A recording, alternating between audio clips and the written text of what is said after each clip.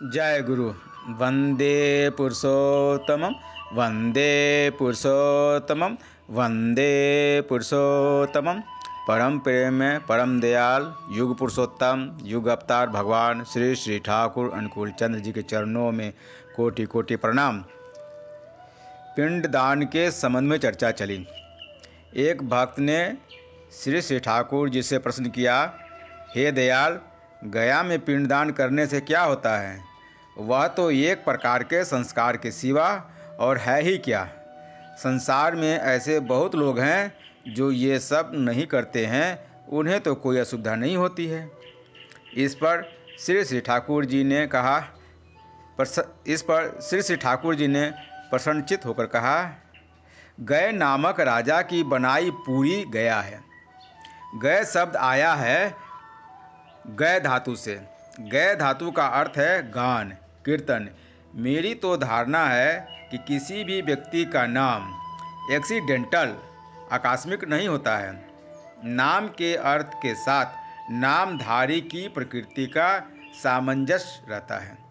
उस गय राजा की जो स्पेशल एक्टिविटी, विशेष कर्म थी, उसकी वहाँ छाप रहना संभव है।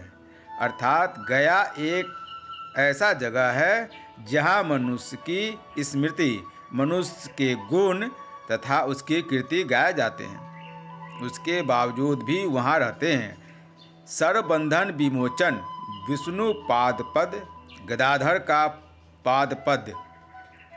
वहाँ का यही महात्म्य है।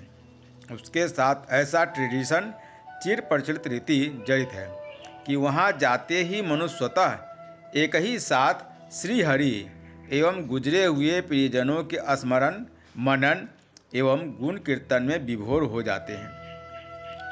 सम्मोहन के विषय में क्या यह नहीं देखते कि एक भूताम के विषय में ऐसा संकेत देता रहता है कि 15 वर्षों के बाद भी उस भूताम को देखते ही सम्मोहित हो जाता है।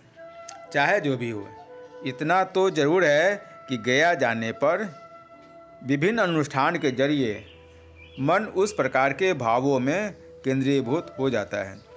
इसके अलावा गया में पिंडदान हिंदुओं के यहाँ ऐसा ही एक गुरुत्वपूर्ण विषय है कि किसी के गया जाने से उसके सगे संबंधी, स्थानीय मित्रगण भी उस उपलक्ष्य में विगत आत्मा की चिंता में लग जाते हैं, जिसके साथ पतित पावन विष्णु का महात्म्य चिंतन भी मिश्रित रहता है।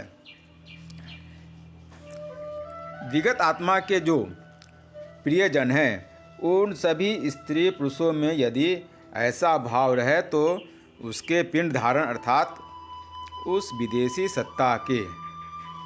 विदेही सत्ता के विश्लिष्ट पिंडिका के संहत होने, देह धारण करने, अतिवाहित देह के जैविक शरीर में रूप परिग्रह करने में सुविधा होती है। वह विष्णु पादपद है, सार्थक विवर्तनी और केंद्रायनी सूत्र। विगत आत्मा की स्मृति के साथ वह विष्णु चिंता जागरूक रहने से वह जीवात्मा अपने भले बुरे सब कुछ के साथ एक सुकेंद्रिक ऊर्ध्वतनी सुर लेकर आने का सहयोग प्राप्त करती है। इस विषय में मेरी तो यही धारणा है। इसलिए सपरिवेश भाव समन्वित होकर गया में पिंडदान की एक विशेष उपयोगिता है, यह मेरा दृढ़ विश्वास है। इसके अलावा पितृतर्पण हिंदुओं का नित्य कर्म है। इससे पितृपुरुषों की स्मृति हम में सक्रिय भाव से जागृत रहती है एवं उनके प्रति श्रद्धा भी संजीवित हो जाती है। वह जीवन श्रद्धा एवं अभिजात बोध हमारे चरित्र को बहुत कुछ उन्नत करता है। अनुष्ठानिक भाव से इन्हें करने की इसलिए आवश्यकता है कि ये अनुष्ठान हमारे अंदर के भाव को पुष्ट करते हैं। आचार अनुष्ठान एवं अभिव्यक्ति यदि बंद कर दिए जाएं, तो हृदय के भाव भी धीरे धीरे सूख जाते हैं।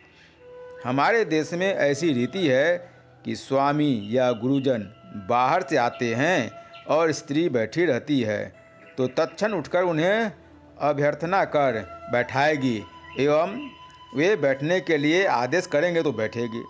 श्री श्री ठाकुर बोलते हुए हठात चौकी पर से उठकर खड़े हो गए और बताने लगे कि किस प्रकार अस्त व्यस्त हो उठकर किस भंगिमा में कैसा आग्रह और विनय सहित गुरुजन की अभ्यर्थना करनी चाहिए। यदि ऐसी अभिव्यक्ति नहीं दिखाए और यह कहे कि दिल में श्रद्धा रहनी चाहिए तो दिल की श्रद्धा भी धीरे धीरे खत्म हो जाती है। गया में पिंडदान या पितृतर्पण हमारे यहाँ जिस रूप में है, दूसरे देश या संप्रदाय में इस रूप में नहीं है, तो भी उन लोगों में अपने ढंग से पूर्वजों की स्मृति पूजा है। यदि पितृपुरुषों का स्मृति तर्पण न रहे तो कोई जाति महान नहीं हो सकती। वही तो मनुष्य को प्रेरणा प्रदान करती है। तुम लोग जो इतिहास पढ़ते हो वह भी तो वही चीज़ है। राष्ट्रीय इतिहास के प्रति मनुष्य में तब तक वास्तविक श्रद्धा नहीं हो सकती जब तक अपने वंश एवं पितृपुरुषों के इतिहास के प्रति श्रद्धावान न हो जाए एवं अनुष्ठानिक रूप में उनके प्रति वह श्रद्धा न निवेदन करे। जय गुरु। आलोचना प्रसंग द्वितीय खंड, पृष्ठ संख्या 6-7।